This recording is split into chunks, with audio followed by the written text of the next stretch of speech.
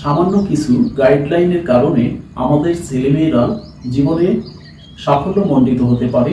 আবার সেই সামান্য কিছু গাইডলাইনের অভাবে আমাদের ছেলেমেয়েরা অনেক ক্ষেত্রে অনেক পিছিয়ে পড়তে পারে, উপহাসের পাত্র হতে পারে, অপমানিত হতে পারে। অধিকাংশ বাবা মায়েরাই অনেক সচেতন এবং তাদের সেই সচেতনতার কারণে তাদের ছেলেমেয়েরা অনেক সাফল্যমণ্ডিত জায়গায় দাঁড় হতে পারে। আজকের ভিডিও বার্তা সেই সকল বাবা মায়ের জন্য যারা হয়তো আমার মতো বা আমাদের মতো জীবনে হয়তো সেই রকম সাফল্যজনক জায়গায় দাঁড় হতে পারেননি, কিন্তু আমরা চাইবো যে আমার ছেলে বা মেয়ে যেন সেরকম জীবনে প্রতিবন্ধকতার জায়গায় না দাঁড়িয়ে সাফল্যমণ্ডিত হতে পারেন। আমরা সন্তানকে বলছি লেখাপড়া কর, সন্তানেরও লেখাপড়া করছে তাদের মতো। আমরা হয়তো পাশেই আছি বা পাশের রুমেই আছি, এলোমেলোভাবে আমরাও সময় ক্ষেপণ করছি। হয়তো ছেলে মেয়ে যে লেখাপড়া করছে, কি পড়ছে, কি লিখছে, আমরা অনেক সময় এই জায়গাটিতে ওইভাবে হয়তো খেয়াল করা হয় না, যার কারণে ছেলেমেয়েরা অনেক সময় সঠিক সেই শিক্ষণীয় বিষয়টা হয়ে ওঠে না। আমি কেয়ারফুলি হয়তো তাদের পড়াশোনা শুনলাম, সেখানে যদি কোনো ভুল ভ্রান্তি থাকে তো সেই জায়গাটা কিন্তু আমরা বাবা মা হিসেবে ধরে দিতে পারবো, যেটি হয়তো পৃথিবীর আর কোনো ব্যক্তি এতটা দরদ দিয়ে সেই জায়গাটি সংশোধন করে দেবেন না। অপরদিকে ছেলেমেয়েরা যে লেখাটা লিখছে সেটি কিভাবে লিখছে সেটিও আমরা একটু দেখব। লেখাটা কোথায় থেকে শুরু করতে হবে, কোন অক্ষরটি কোন জায়গা থেকে ধরতে হবে, এইরকম ছোট ছোট বিষয়গুলো যদি আমরা গাইডলাইন করি ছেলে মেয়েদেরকে, তাহলে কিন্তু ছেলেমেয়েরা অনেক সাফল্যমণ্ডিত জায়গায় যেতে পারবে। কেননা আমরা স্কুলে বা কলেজে দেখেছি যে হয়তো আমরা সাধারণ ঘরের ছেলেমেয়েরা অনেক সময় অনেক কিছু ভুল পড়েছি বা ভুল রেখেছি, সেটা নিয়ে সহপাঠী বা শিক্ষকগণের মধ্যে অনেক সময় কিন্তু আমরা উপহাসের পাত্র হয়েছি। এখানে যদি বাবা মায়ের এই ছোট গাইডলাইন থাকে তাহলে ছেলে মেয়ের জন্য সেই জায়গাগুলো সুপ্রসারিত হয়ে থাকে।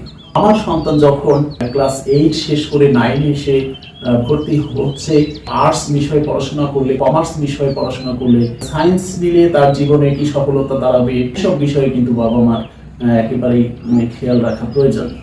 হয়তো আমার বা আপনার একটি সন্তান ক্লাস 9-এ ভর্তি করালাম, পরবর্তীতে গিয়ে দেখা যাচ্ছে সে ইচ্ছা পোষণ করেছেন যে হয়তো ইঞ্জিনিয়ারিং করবেন, তো সেখানে উচ্চতর গণিত বিষয়টি না থাকার কারণে হয়তো সেখানে সে সেই সুযোগটি পাচ্ছেন না।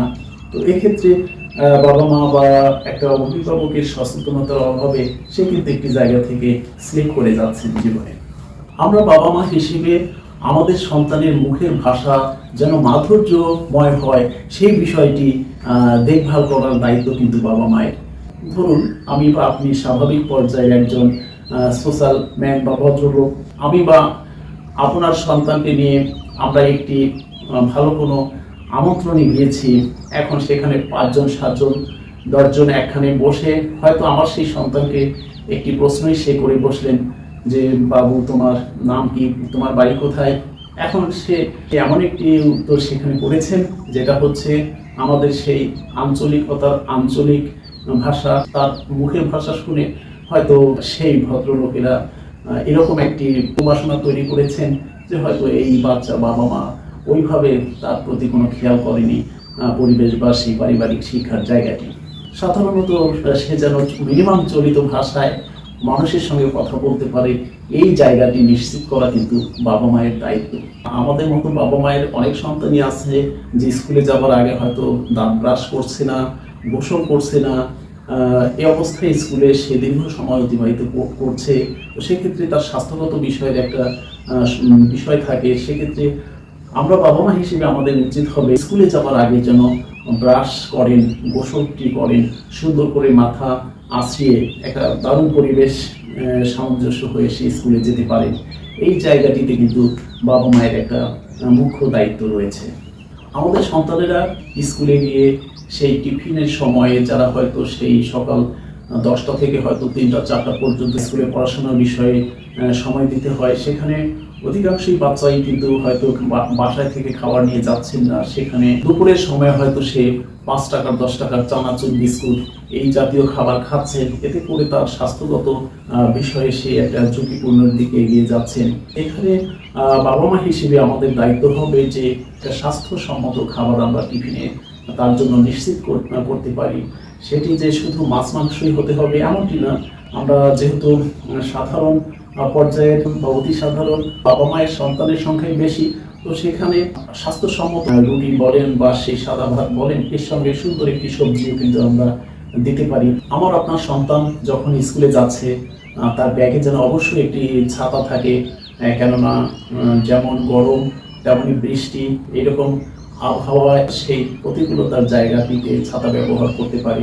আমাদের ছেলেমেয়েরা যখন স্কুলে যায় তখন তার ইউনিফর্মের বিষয়টি বা পোশাকের বিষয়টি কিন্তু বাবা মার উপর অনেক ডিপেন্ড করে। সে যখন স্কুল থেকে ফিরছেন, আগামীকালকে যে ড্রেসটি পরে যাবেন বা যদি একটি ড্রেস হয় সেটি যেন আমরা সুন্দর করে ধুয়ে সম্ভব হলে ইস্ত্রি করে দিতে পারি। বাসায় যদি ইস্ত্রি নাও থাকে তাহলে সেই ড্রেসটি পরিষ্কার করার পরে সেটিকে সুন্দর করে ভাঁজ করে আমরা যদি বালিশের নিচে রেখে দিতে পারি, সেটিও ইস্ত্রির মতো হয়ে যায়, যেটি তার জন্য স্বাচ্ছন্দ্যের হবে এবং দেখতেও সুন্দর হবে। বাচ্চার জুতোটি যেন সুন্দর করে ব্রাশ করে পরিষ্কার করে দেওয়া হয়, এটিও বাবা মায়ের দায়িত্ব। কেননা দেখা যাচ্ছে যে আমার সন্তান স্কুলে যাওয়ার পরে হয়তো কোনো কারণে তাকে টিচারদের কক্ষে যেতে হচ্ছে বা আমন্ত্রিত কোনো অতিথি এসেছেন হয়তো তার সামনে যেতে হচ্ছে, তো সেই ক্ষেত্রে বাচ্চা যে জুতোটি পরেছেন সেটি হয়তো কাদা বা ধুলোতে একাকার। তো এই জায়গাগুলোতে বাবা মায়ের একটি গাইডলাইনের বিশেষ প্রয়োজন রয়েছে। আমার আপনার সন্তান যখন স্কুলে যাচ্ছে সেই যাতায়াতের পথটির ব্যাপারে আমাদের গাইডলাইন থাকতে হবে, কেননা সে রাস্তার কোন পার্শ্বে দিয়ে সে যাবে, আবার কোন পার্শ্ব দিয়ে আসবে এবং রাস্তা পারাপারের জায়গাটি সে কিভাবে পারাপার হবে, এই ব্যাপারে বাবা মায়ের গাইডলাইন থাকতে হবে।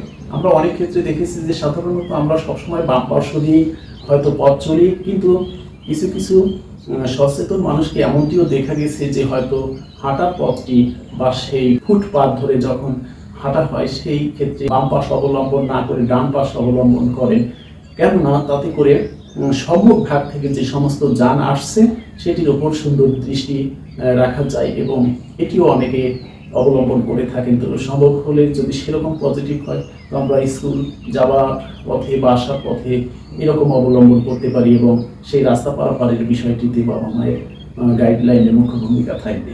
পরিশেষে একটি কথাই বলতে চাই, আমার আপনার বা স্বাভাবিক ঘরের সন্তান যারা আছেন আমাদের গাইডলাইনের কারণে যেন তাদের সেই জীবনের সফলতার জায়গা থেকে বিচ্ছিন্ন হয়ে না যায়, আবার আমাদের এই সামান্য গাইডলাইনের কারণেই বাবা মায়ের এই গাইডলাইনের কারণেই যেন তারা জীবনের সাফল্যমণ্ডিত হতে পারেন।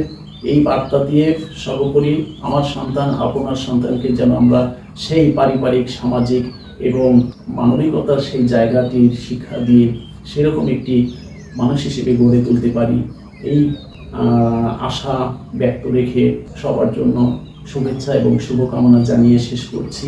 ধন্যবাদ।